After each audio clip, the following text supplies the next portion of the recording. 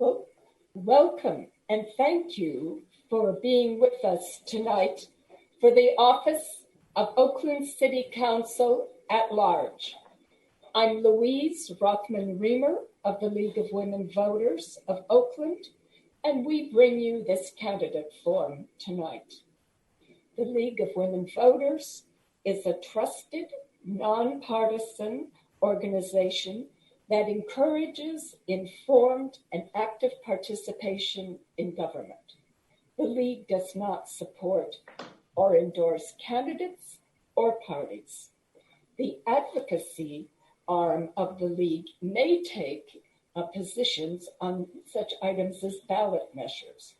This forum, however, is presented by the Voter Service and Education arm of the League, which does not take positions or advocate for candidates. I'd like to remind everyone that the candidates have all agreed to participate under the guidelines of this forum. Please be aware that campaign literature or other forms of campaigning, such as buttons and t-shirts and signs, are not for display in this virtual forum in order to maintain neutrality. We are recording tonight's forum and broadcasting through KTalk, which is on Comcast Oakland, Cable 10, and UVerse Channel 99. The session will be available on the League's YouTube for broader community access, and you can find links on our website, lwvooakland.org, or through votersedge.org/CA. You can live tweet us at LWV_Oakland. We have one race on the agenda tonight, and it will be for the position of Oakland City Council at Large. There are 3 candidates that are running for this position, and they are Derek Johnson, Rebecca Kaplan, and Nancy Seibotham. So let's go over the rules. Each candidate will have 2 minutes for their opening remarks. The order was determined in advance by the League in a random fashion, and the timekeeper, who you guys can't see, will signal candidates with an indication of time left by the presence of a green, yellow, or red tile. Questions were submitted in advance and were screened to avoid duplication and personal attacks. The order of answering the questions will be alternated, and each candidate will have 1.5 minutes to respond to each question. Again, the timekeeper will signal candidates. There will be no separate rebuttals. However, candidates may choose to use some or all of their 1.5 minutes to rebut the response of another candidate. We ask that the attendees, all of you in our audience, tonight use the Q&A icon to submit your questions, as the public chat icon is not usable tonight.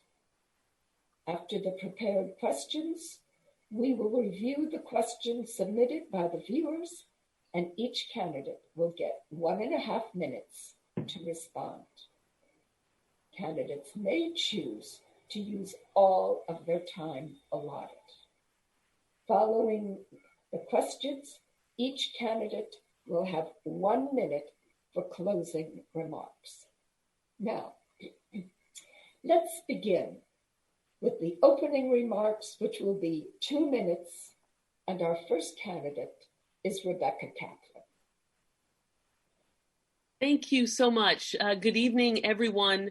Deep appreciation to the League of Women Voters for hosting this, and to everyone who's taking time to take part in this important discussion about our democracy. My name is Rebecca Kaplan, and I'm honored to serve as your Oakland City Council member at large, representing the entire city of Oakland. And last year, I was unanimously elected as council president by my colleagues.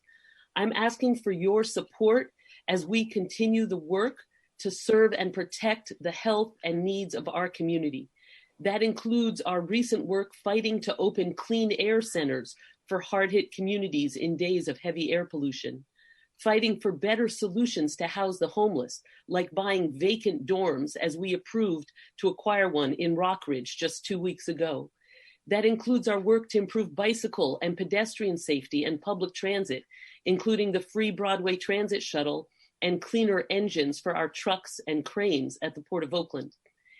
And we have been fighting for independent police accountability.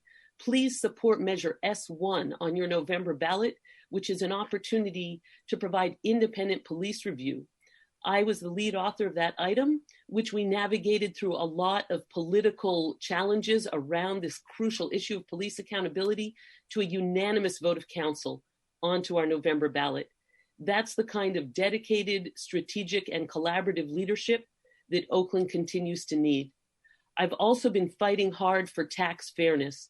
We know that our city needs to fund vital public services and do a better job maintaining our streets and cleaning up trash.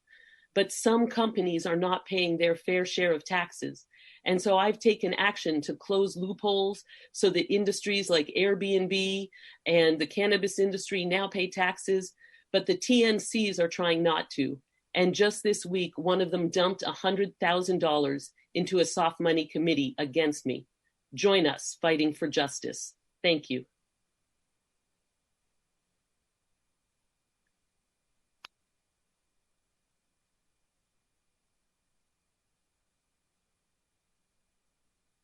Hello, I guess I'm next. Hello, everybody in League of Women Voters. Thank you so much for having me this evening.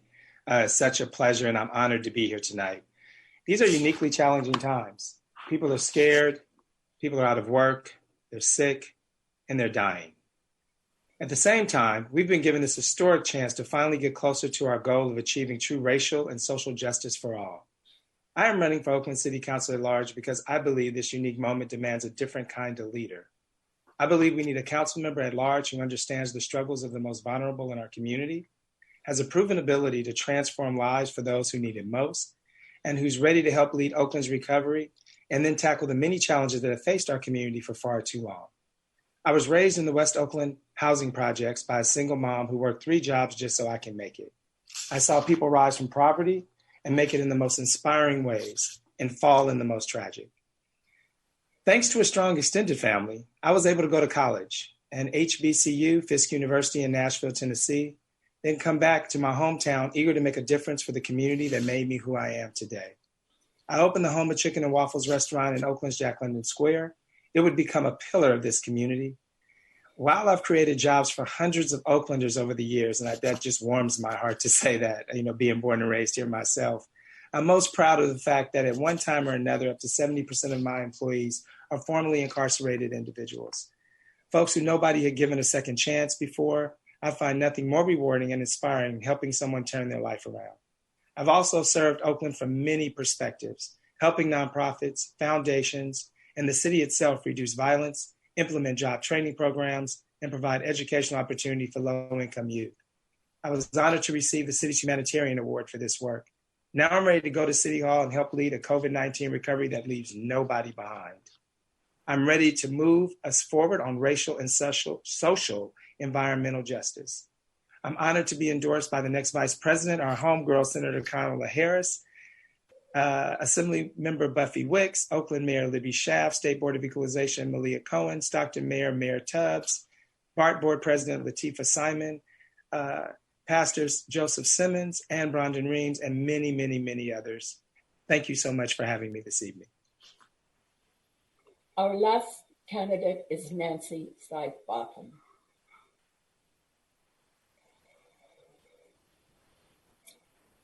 Nancy, please unmute yourself. It's back again. I just did, and it went back in again. Anyway, again, thank you for having me this evening. It's a pleasure being with you. I'm I'm running and I've run before, and people know that I've run before, and they keep asking me why. And I keep running because people need to understand what's happening in Oakland, the history of Oakland. You can't come into a city and pretend that you can be on a council or be in a position of running a department and not have some knowledge of the function of what Oakland is all about. Oakland is not like most other cities. We have a problem in Oakland where we need the residents to have a voice. And I'm running because I want to be that bridge to the districts and to the residents on the council that has not been had at all over the years that the council's been in existence since I've been around. And I started playing in politics back in 1982. I came here in 1964. I went to Merritt College on Old Grove Street. I went to Cal State Hayward. And I've lived in Oakland in various sectors of the city. And I'm very proud of the fact that I've been involved and I've helped people. I've been involved with my NCPC. And Oakland is in desperate need of having representation of people that actually work with the residents and not sit there and get elected and then forget who elected them and go on and take care of personal business at the council level while the city continues to suffer. We are in a dire situation when it comes to the funds of the city and regarding the homeless and on what's going on and the fact that our infrastructure has been falling apart and has not been into repair at all. We have serious problems, and the money, even though it's coming into the city, needs to be questioned as to where it is and why it's not being spent and allocated to the different districts equally, which is part of the problem that Oakland's had over the years. Thank you. Thank you. We will now go to our very first question. And as Rebecca started, we'll start this time with Derek.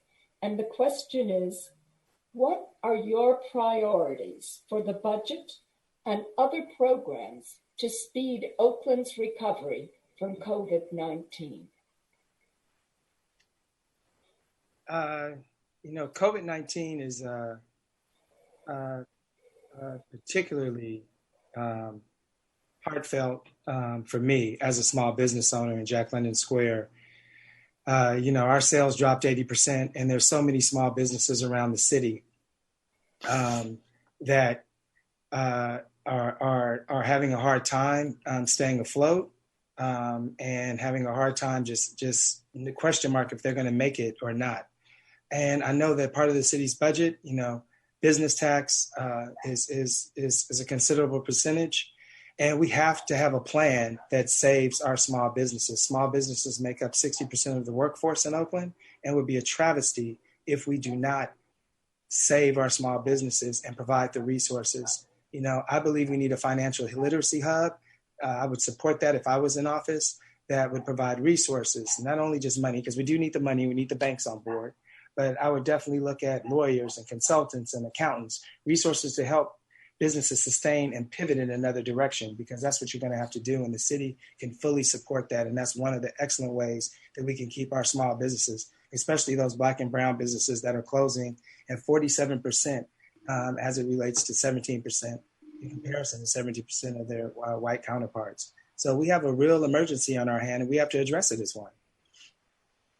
All right, thank you. Nancy, would you please go next? Yeah, okay. Yes.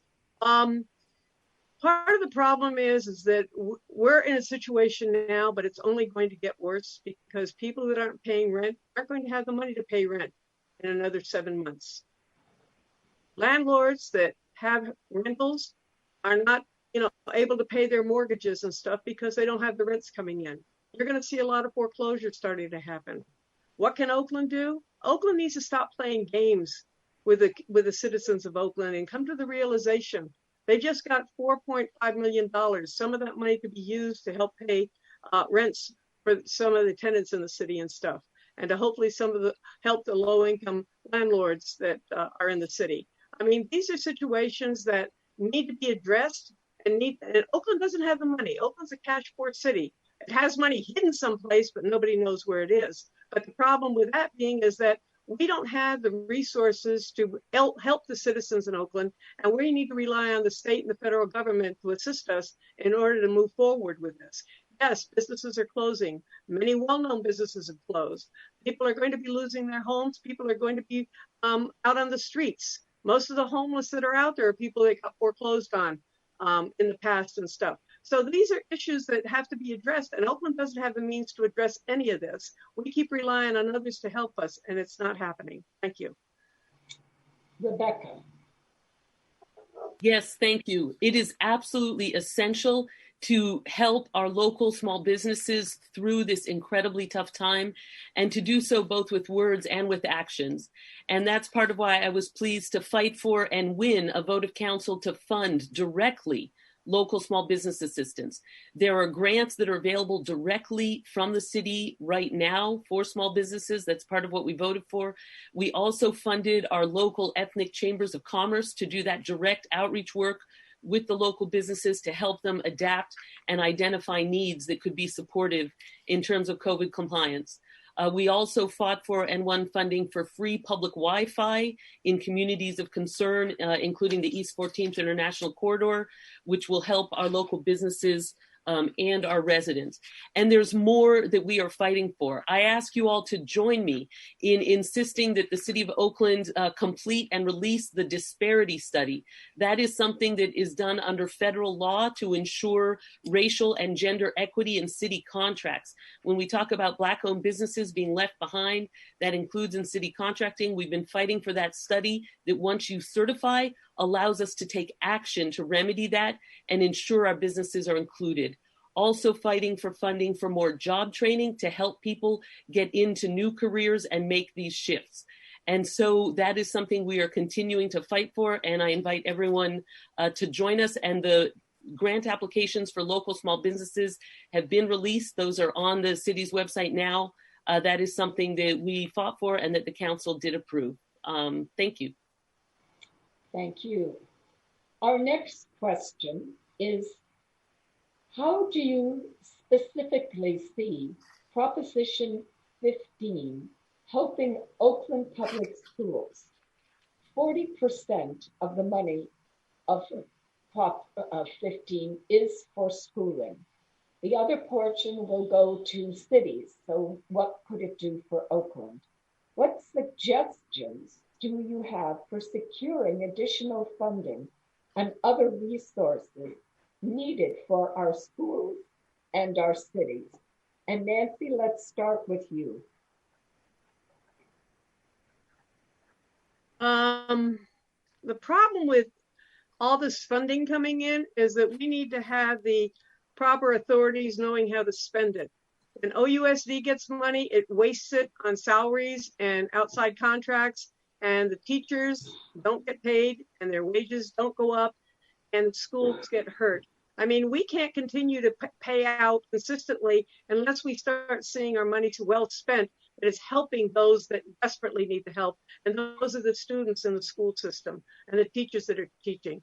When it comes to the money that's going to help the rest of the city and stuff, again, it's how it's spent. We have an infrastructure that's falling apart. We have programs, that aren't being even addressed in this city. And yet we keep going after outside things and discussing high-end stuff that isn't related to making the city function as it should. We have a real problem with economic development. There is none in the city of Oakland. Yes, small businesses have held the city together, but we have no sales tax base. And a lot of the businesses that are coming to Oakland are businesses that don't pay sales tax. The business tax is not enough. The rental tax is not enough. Housing being built doesn't bring tax money into Oakland. In fact, most of it goes out to developers more than comes into the city. So these are things that we need to look at, is how our money is being raised and how it's being spent. And so, thank you. All right, Rebecca, would you go next, please? Yes. So first of all, I really want to encourage everybody listening, please vote yes on Proposition 15. Proposition 15, also known as Schools and Communities First, would bring in an estimated over $8 billion a year into California vital community needs. And I want to acknowledge that the schools are separate from the city in terms of government structure. We don't control the school district, but the schools impact our lives. These are our kids. So even though the portion that goes to the schools doesn't come through the Oakland City Council, we have a vested interest in that part too. We want our students, our teachers, our schools to be well supported. In addition, there's a significant portion of that money that would come to the city that would allow us to do more in terms of cleaning up illegal dumping, in terms of repairing streets, in terms of helping our small businesses and the homeless. And it only it's split roll. It does not increase taxes on your home. So in terms of any of the, things people are trying to say against it. And so please vote yes on Prop 15. I also have fought for and will continue to fight successfully for funding for Oakland from regional agencies, like the $50 million I won for us from the Bay Area Air Quality Management District to clean up air pollution in our hard-hit communities. Thank you. Derek. Would you mind repeating the question, please? Sure. How do you specifically see Proposition 15 helping Oakland Public Schools? 40% of the funding is for schools, and then the 60% is for cities. So how do you see it for helping Oakland? And what suggestions do you have for securing additional funding and other resources for our schools and our city? Okay, thank you. Thank you for repeating it. I appreciate that. Yes, 15 would significantly help Oakland Public Schools. And although they are a separate branch and independently, we are, like Rebecca said, they are our residents. That's the future of Oakland, being educated. So whatever money can go into our schools and open back up our libraries and make sure that kids have safe and healthy environments to learn in, I'm all 100% for it. I would like to take a look at what Google did with the city. I think we have so many huge corporations in our backyard, not only in our city, but just in the Bay Area alone. Google donated 12,000 laptops during this COVID crisis for those that are most vulnerable, for our Oakland Public School students, to have while they're, studying at home during this crisis. We need to scale up our partnerships and get some in-kind, donations from corporations around our city and around our Bay Area and even around the state. And that way we can provide, funding and even go into the rec centers. I mean, we need to figure out somehow to educate, especially those Black and brown young kids out here. That's our future. I would, like to see some type of partnership where we went to the Oakland Parks and Rec. We have beautiful buildings in Oakland Parks and Rec. Let's make our parks safe again. Let's have kids come there and have interval learning and, group safety practice, safety practices and social distancing. Thank you. Thank you. And thank you for your answers. Derek, we'll start with you on this third question, which is, what measures should the city take to respond to our homeless crisis? What do you see that we have done that has been effective? And what additional actions will you take to help people find stable and safe housing? As a born and raised resident in Oakland, one of the main reasons why I ran was this homelessness issue. And, we can talk about, and, people talk about what the city is doing or what they've done well, but I mean, the proof is in the numbers and the statistics. I don't really live my life off of ideology, and definitely wouldn't govern off of ideology, more so off of statistics and facts. And homelessness has doubled over the years. And that's a horrible, frightening statistic. It breaks my heart to see that up to 80% of the homeless in this city are from my community that look just like me. And what I would do is definitely dissect the population and work with Kimmy Watkins, who is our public health director, and scale up our alliance with and our relationship with the Alameda County, which, we need to bring people together. We can't do this on our own, and make sure that we take some money from this affordable trust fund housing and divert some of that over into organizations like Keep Oakland Housed and Building Futures, because we can't just manage this problem but put a Band-Aid over it. We have to eliminate it. There are people that are working, that are displaced, that are living in their cars. There's a lot of youth from the LGBTQ community that are in this, entering this population at a disproportional rate. And I want to eliminate it, and I will do everything in my power to do that. I want to see the residents of Oakland housed off the streets and, have our city, healthy again. Thank you. Nancy, would you please answer next? Yes. The first thing that needs to be done is the county needs to come into play in all of this. The county has resources to take care of the issue regarding the homeless. They have the Health and Human Services Department. We pay our property taxes into them, and they have been ignoring. Yes, they've come in here and done some studies, but they've dumped most of the work onto Oakland, and Oakland doesn't have the staff or the knowledge or the ability to take care of the situation. One of the things that needs to be looked at that was brought up to me by someone is, let's put all the homeless that they can out in the fairgrounds out there in Pleasanton. They have the land, they have the buildings, they have the water, they have the electricity, and they can house a lot of the RVs and stuff out there until we can get all this straightened out and housing can be built. I mean, they're building housing in West Oakland.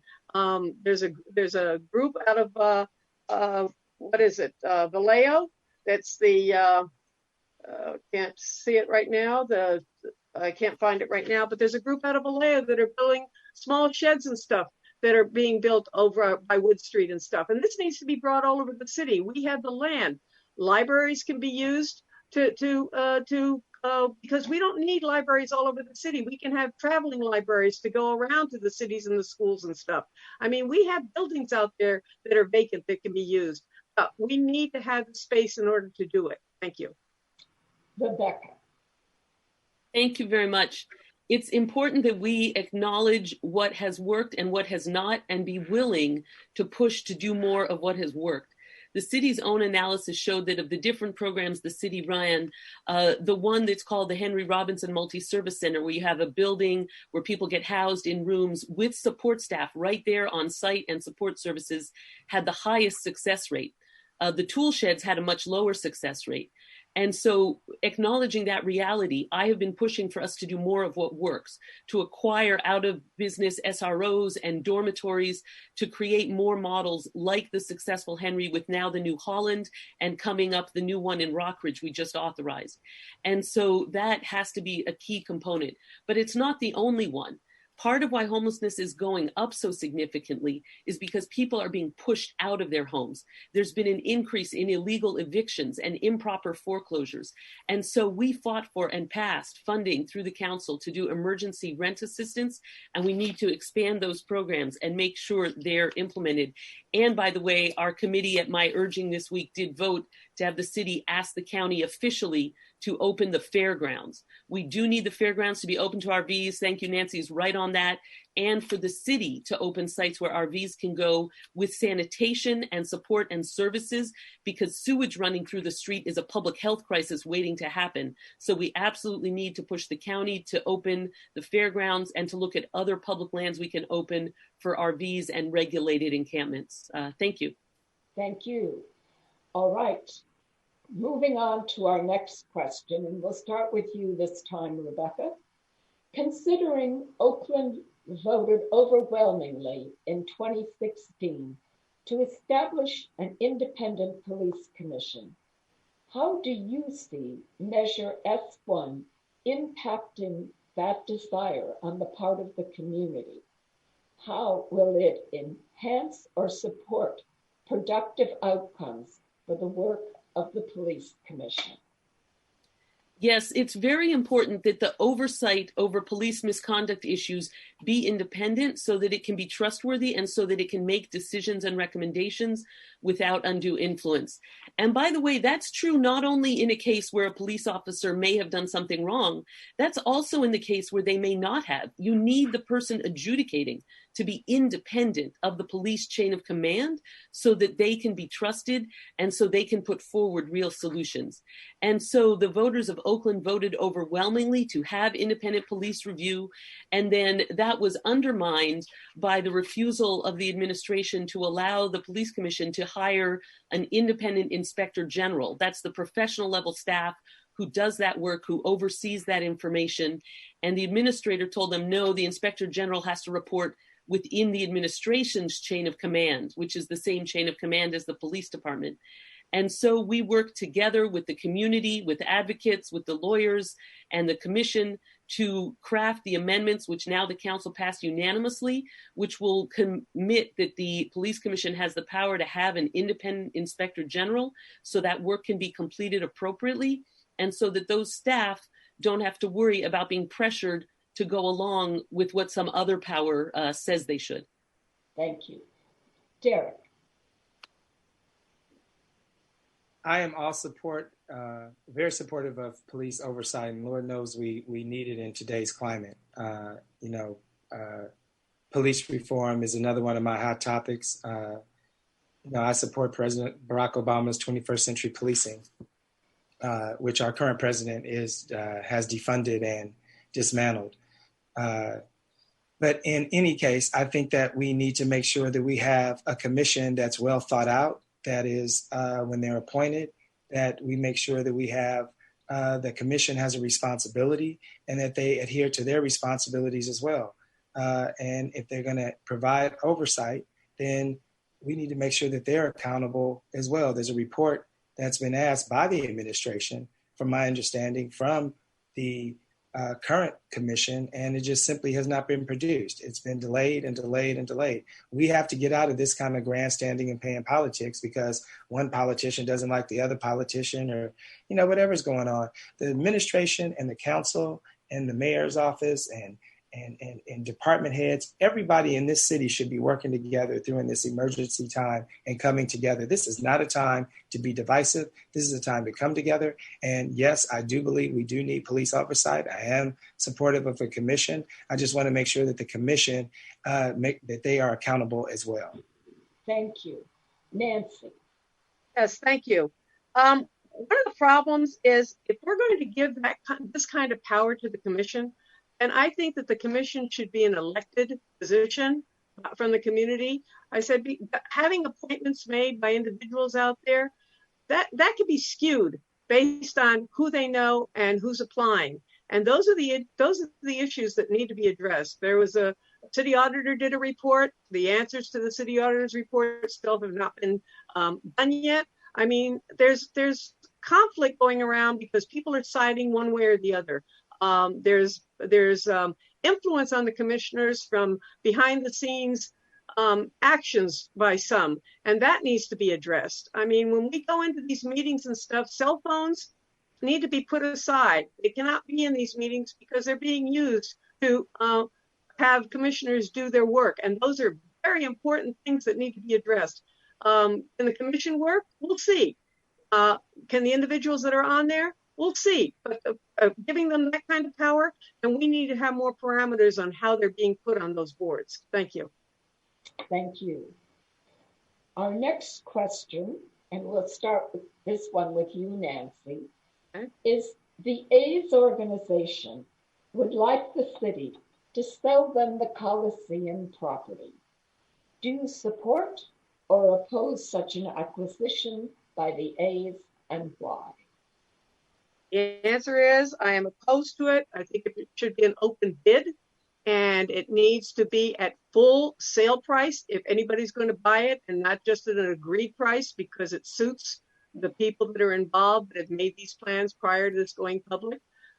It's very important that that land be looked at. It is the last major holdout in Oakland, and it can be used for so much. And I think that the A's should stay at the Coliseum because it's already built up to house that kind of sports arena and venue that's there. And whether you build housing around that throughout it, that's another discussion that needs to be had. But Oakland is sorely in need of jobs, and we are sorely in need of businesses. Again, I bring back the sales tax that we don't have. And you have between High Street, Hagenberger, the airport, and San Leandro Boulevard, the railroad station part, and 880. You could make that a dynamic business park that can house businesses that can bring jobs to Oakland. We cannot continue to bring people in without the services. So thank you. Thank you. Rebecca? So the Coliseum is an incredibly important and central location. It's right on BART. It's on the Amtrak Capital Corridor. It's on the freeway. It's central to the Bay Area. It's near an airport. It should be a vibrant, thriving center that should include affordable housing, that should include job-generating businesses, and that should include sports and entertainment, including, by the way, a WNBA team, soccer, football if possible, and the A's if possible. That site should be something that actually uplifts the surrounding community. It should not be abandoned blight. It should not push out the community. So what I want to see included there, affordable housing, commitment to local business utilization and local jobs, a thriving sports and entertainment venue, conference center. And I would not pre-commit that I would give it to the A's, nor would I pre-commit that I would not. I want to see what's in the proposal. I want it to be a proposal that benefits the community and provides things that the community needs. Thank you. Derek?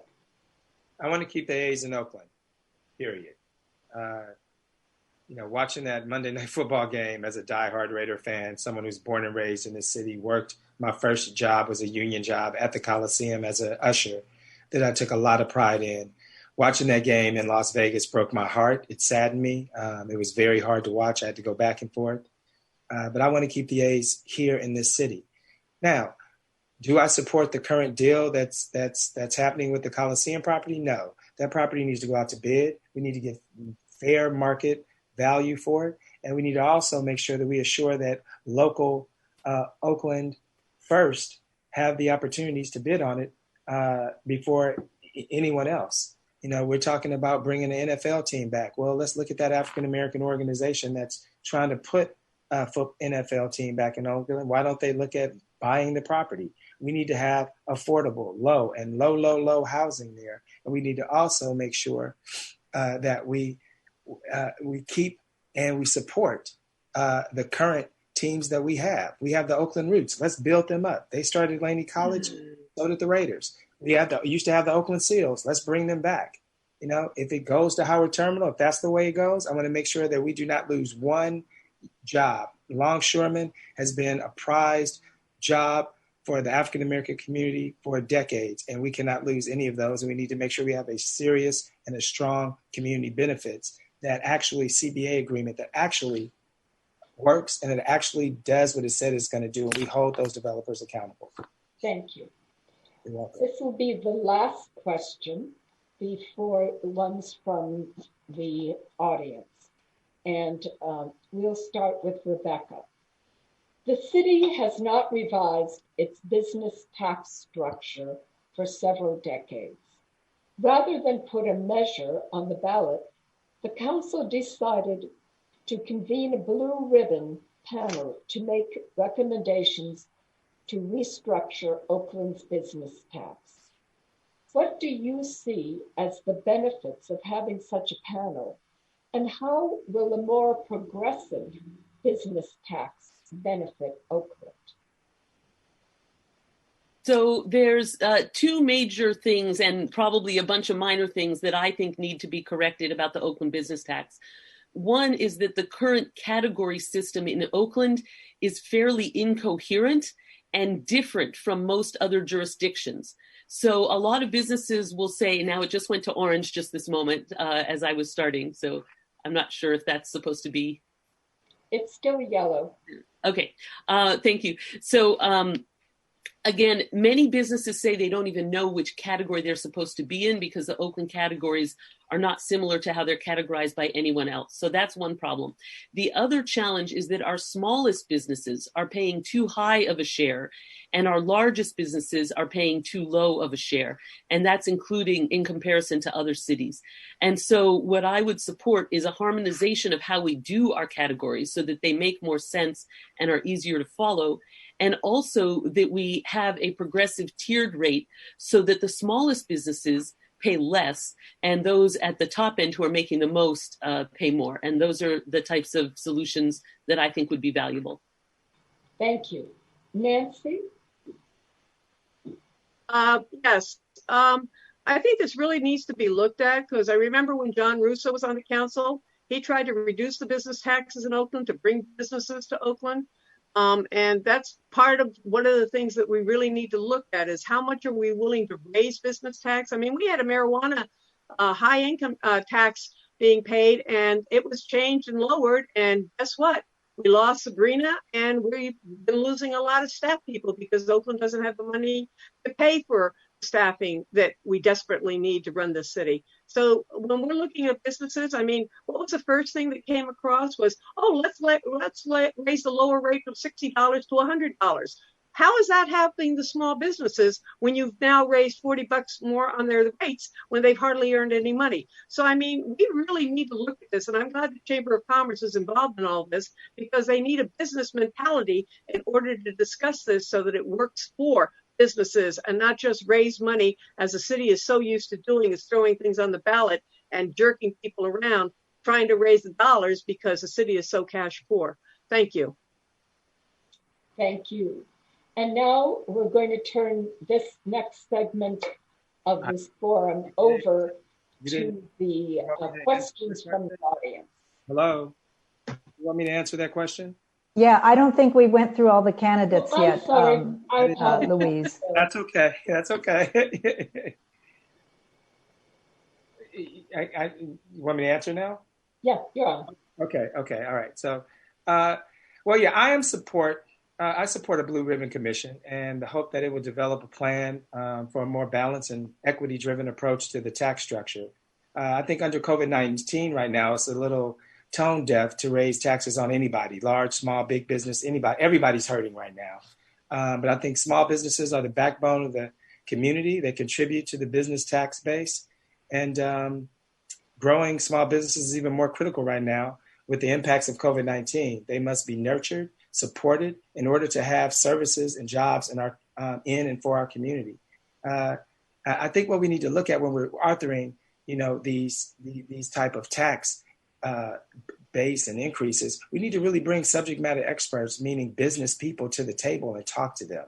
We shouldn't be writing ordinances and legislation without consulting and conferring with the community.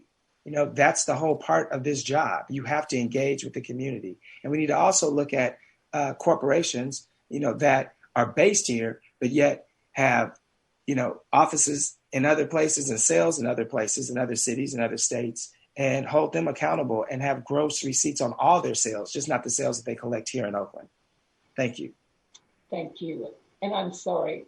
That's okay. It's Zoom, right? We already talked about that. So I'm getting used to it too, still. Next, we're going to turn to questions from the audience. So question number 1, Deborah. Yes, thank you. Okay, question number 1. What does defund the police mean to you, and what are your plans to improve public safety, including the role of community policing? And what ideas or models from other jurisdictions would you bring to that discussion as part of the newly formed task force on reimagining public safety? And Louise, who would be the next person to answer? And the next person to answer would be Nancy. Okay, Nancy, please. Okay. First of all, I don't see defunding the police being the right way to go. Yes, we need to look at prioritizing and making changes within the police department on how things are done. I think the County of Alameda, and again, Health and Human Services needs to be brought into play regarding social workers working with the police department because they have the expertise and the knowledge. We aren't hiring staff in Oakland right now, and we're hiring part-timers and nonprofits to do a lot of work in Oakland. And so hiring more people to come on board as people are going to possibly get furloughed and other people are leaving and going to other cities that are paying better, we need to look at where Oakland's spending its money. As to the safety group that's been set up regarding the police department, they're supposed to come up with an answer by December. I see that not happening anytime soon.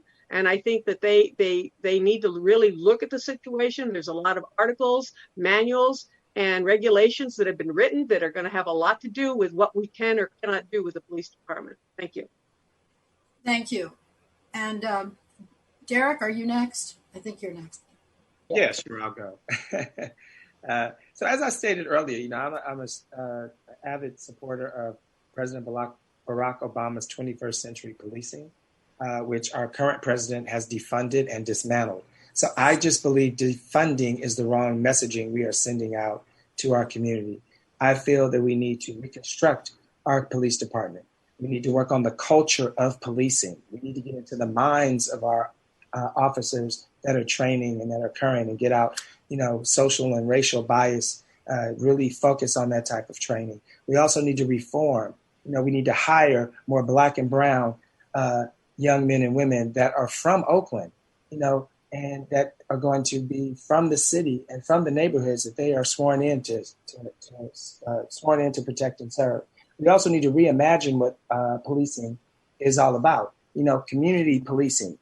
We need to make sure that the community, I'm a Black man. I know what it's like. I've been profiled. I've been pulled over, and it's not a good feeling. It's very frightening, to be honest. And, we need to make sure that the police are engaged with the community. There's, police shouldn't be social workers like they have in Denver, and let, medical and trained professionals respond to those health and mental health calls. I like what Chicago is doing with the My Block, My Hood, My City, where they have young teenagers, wearing those T-shirts and taking cadets around the city and introducing them to the community. And that's how you regain the trust. And those are the type of things that I would support and implement if I'm elected in this seat.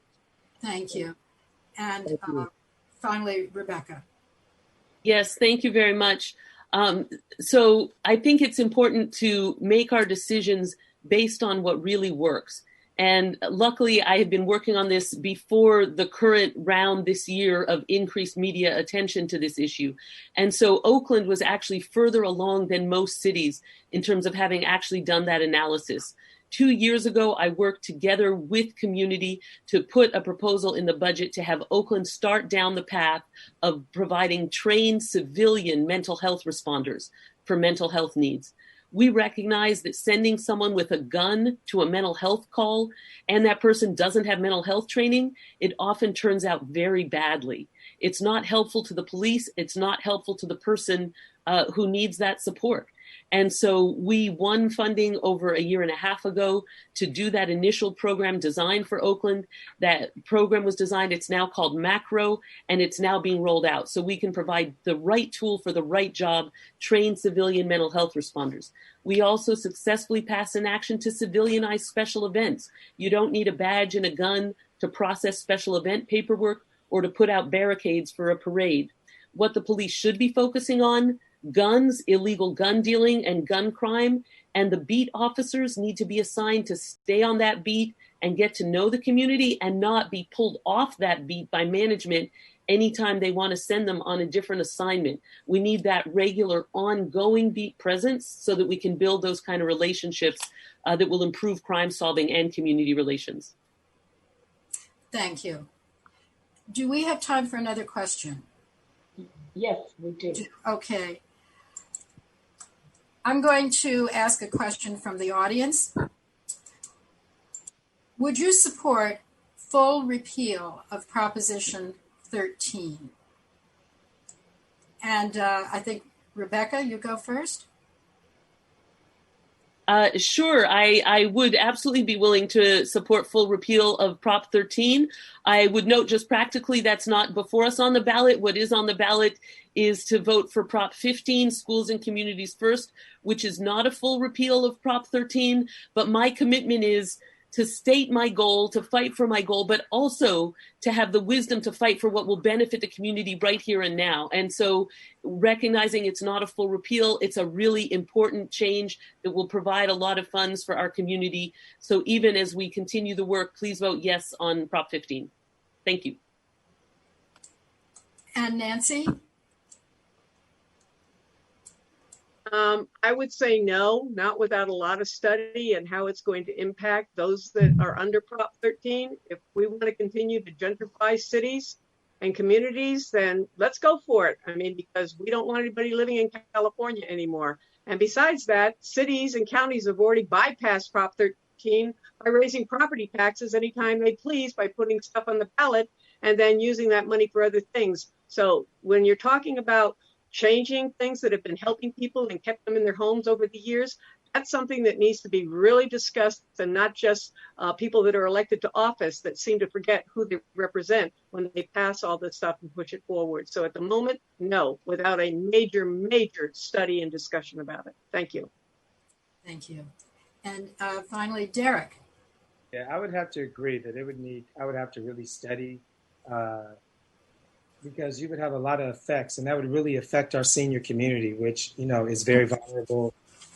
We don't need to put any more stress on our seniors. You already have health issues, and, we don't definitely need to put any more mental stress. So I think that if you fully repeal that without really looking at the circumstances, you need to really look at the effect of how it's going to affect people in their everyday lives. I'm really for balanced legislation, meaning we can't just have legislation that benefits one group heavily and leaves a whole other population just left behind. So I would like to really dive into that, before we just totally do away with it. Okay, I think that's all the time we have for questions. I want to thank the audience, and I'm going to turn this back over to Louise. Thank you. And thank every one of you who are a candidate tonight. It's been very informative, and we really appreciate your point of view. On behalf of the League, I also want to thank the audience for attending. These meetings with candidates are really important. Excuse me, Louise? Yes? Would you like to give them 1 minute each for a closing statement? I will, and I thought that came right in here, so I apologize. That's all right. Thank you. So now we're going to turn to the original order. And Derek, would you start with your closing statement, please? Yeah, sure. Well, I just want to thank everyone here tonight for, tuning in. Those of you that are out there, fellow Oakland residents and the League of Women Voters. This is my first time ever running for office, and I just felt that these unprecedented times just compelled me to do so. I love this city. I put Oakland first. I've always put Oakland first. I've hired from Oakland. I've hired from those most vulnerable communities. I've hired people that no one would give a chance to, and they have turned their lives around. There's nothing been more rewarding for me personally than watching one of my staff members get their first car, their first house, most importantly, their first legal paycheck. We take for granted the things that just come to us naturally. But yes, people are really touched when they get that first legal paycheck. And I am someone that you can trust. I'll be very accessible. My office will always be open. I will be engaged in the community. I am a community person. This is my lifestyle. I have never been in office before, but I serve the community on so many different levels in East Oakland, West Oakland, the Hills. It doesn't matter where they are. I am Oakland. I love this city. It's who I am. It's made me who I am today. And I just want to give the rest of my years giving back and improving it and making it for the better future for our youth generations that are behind us. Thank you so much for listening to me tonight and having me here on this forum. I appreciate it. Have a good night. Thank you. Nancy. Yes, thank you for this evening. It's been a eye-opening and an enjoyable forum.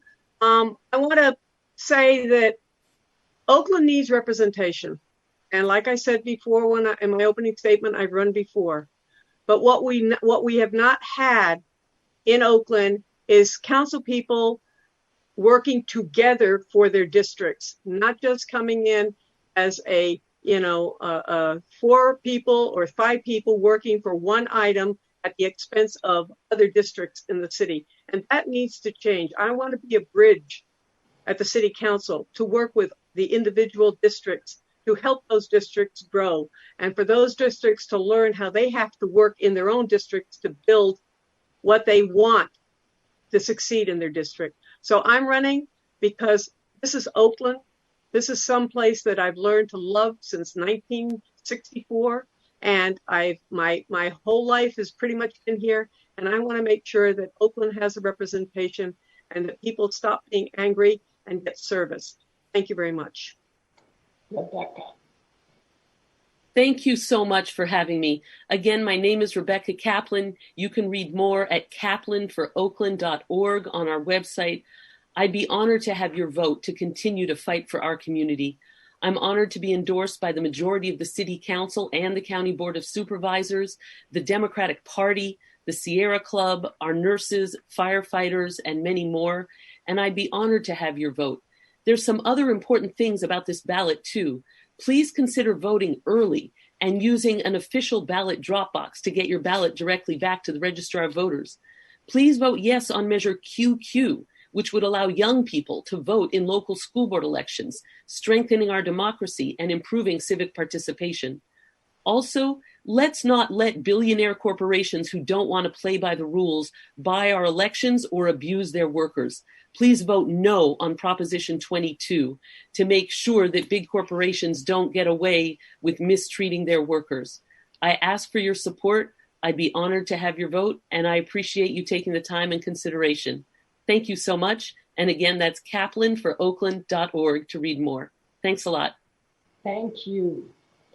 So if you want more information about upcoming forums and candidates like this really good forum we had tonight and ballot measures, please visit the League's award-winning and easy-to-use website, lwvoakland.org or votersedge.org/CA. There you will find information about candidates and ballot measures and links to other sources of information about the upcoming election and the fact that voting will not be in your local neighborhood. Members of the League of Women Voters do the hands-on work to safeguard democracy. While we never endorse a candidate, we are directly involved in shaping important issues to keep our community strong. If you would like to be involved in the League with other men and women who are helping to make democracy work, it's easy to join. Just go to our League website or visit us on Facebook and follow us on Twitter. Look for the Oakland's and League's Easy Voter Guide inserted in the October 14th East Bay Express. We want to remind you that the deadline to register to vote online, if you have moved or changed your name or wish to change your party affiliation since you last registered, you need to re-register by October 19th. Online voter registration is available at the Secretary of State's website, sos.ca.gov. Remember to vote by mail at one of the vote centers, which will be open October 31st through November 3rd for early voting. Encourage your family, your friends, and your neighbors to vote. Thank you so much, and don't forget to vote. Goodbye. Thank you so much. Much appreciated. Have a great night. www.johnsonforoakland.com. Check me out. Thank you very much.